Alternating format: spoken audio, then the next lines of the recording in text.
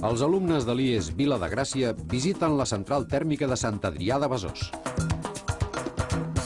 Ara sortim. Soc alumne de segon de batxillerat de l'assignatura Tecnologia.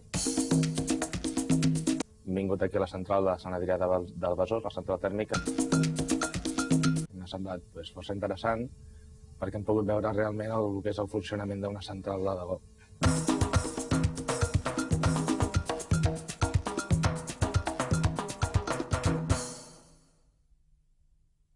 La visita va una miqueta adreçada a grups de segon de batxillerat i de vegades també de primer de batxillerat o cicles formatius. Al principi se'ls fa una explicació de la central, doncs, quan es va construir, les alçades, les xemeneies, potències, també doncs, la xarxa elèctrica, doncs, de com es fa l'electricitat amb les centrals i de com arriba fins als usuaris. Tot el procés, els línies de detenció i tot el procés explicat pas per pas. Després els hi posa un petit vídeo que ja ho acaba d'explicar tot. On es realitza el procés de transformació de l'energia produïda per la calor en energia elèctrica.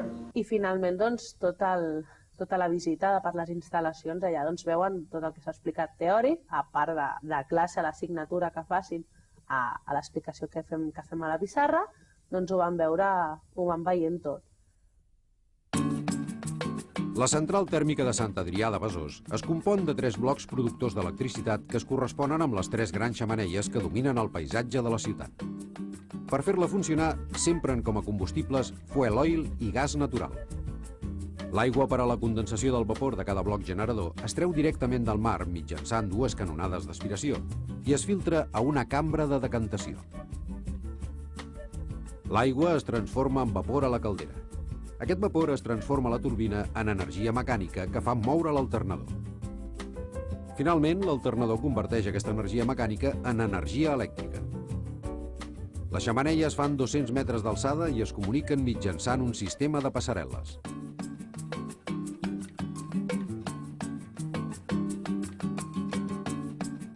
La supervisió de tot el procés es du a terme des d'un sol punt, la sala de control.